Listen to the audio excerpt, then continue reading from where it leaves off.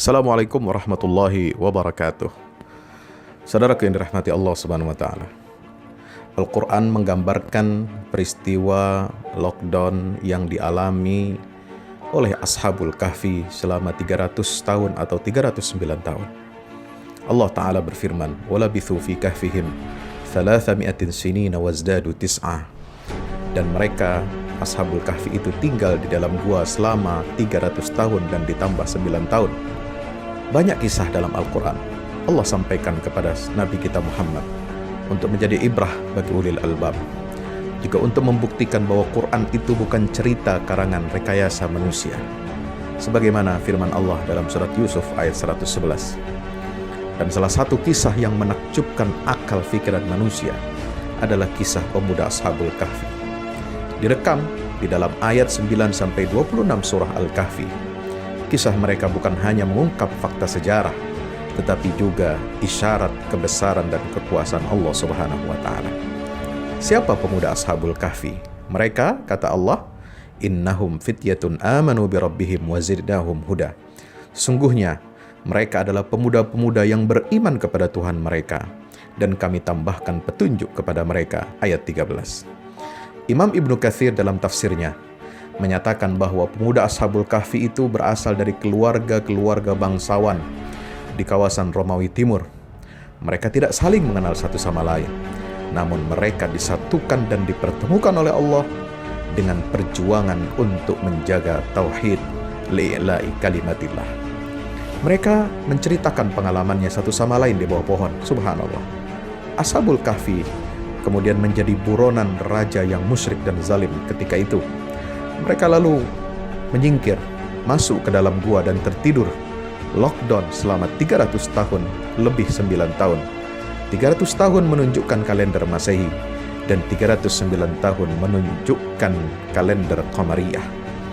Apa saja ibrah bagi kita yang hidup pada saat ini dari kisah lockdown para pemuda Ashabul Kahfi?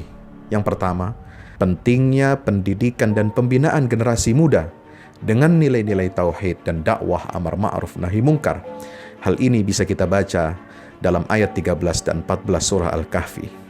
Yang kedua, kewajiban bagi setiap kita untuk memilih kondisi dan lingkungan yang kondusif untuk memperjuangkan nilai-nilai kebenaran yang datang dari Allah. Hal ini bisa kita baca dalam ayat 15 dan 16 surah Al-Kahfi. Yang ketiga, Allah menunjukkan kebesaran dan kekuasaannya dengan keselamatan pemuda Ashabul Kahfi yang tertidur di gua itu selama 309 tahun. Allah telah persiapkan semua faktor yang menjaga mereka bisa hidup selama lockdown itu.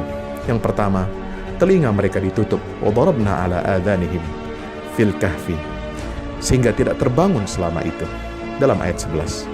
Lalu yang kedua, gua dan mulut gua yang posisinya tidak menghadap langsung matahari, memungkinkan masuk cahaya matahari saat terbit dan terbenam, tetapi tubuh mereka tidak tersengat oleh panas sinarnya matahari. Yang juga tidak kalah pentingnya adalah posisi tubuh Ashabul Kahfi pada saat mereka tidur yang berbolak-balik ke kiri dan ke kanan, sehingga tubuh mereka tidak dirusak oleh tanah, sebagaimana dijelaskan dalam isyarat ayat 17 dan 18 surah Al-Kahfi. Bahkan anjing yang menjaga gua itu menjadi mulia karena melayani Ashabul Kahfi. Subhanallah, sebagaimana yang ada dalam ayat 18. Yang keempat, saudara yang dirahmati Allah, kita harus merahasiakan strategi dakwah. Jangan banyak menceritakan rahasia dakwah Islam kepada khalayak luas, terutama pada saat merebaknya kemungkaran dan kemunafikan. Sebab dalam kondisi baik pun perlu dirahasiakan. Kenapa? Karena musuh-musuh Islam akan berusaha menyusup dan merusak dari dalam. Bukan untuk keselamatan diri kita, tetapi untuk keselamatan dan keberlanjutan dakwah. Hal ini bisa kita baca dari petunjuk ayat 18 dan 19 surah Al-Kahfi.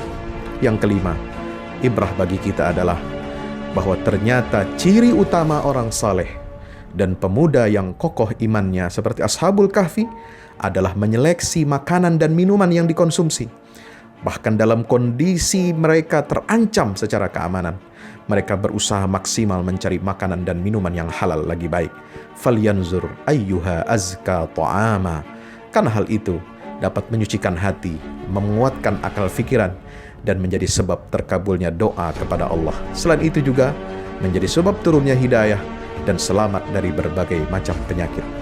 Hal ini bisa kita baca dalam tadabbur ayat ke-19 surah Al-Kahfi.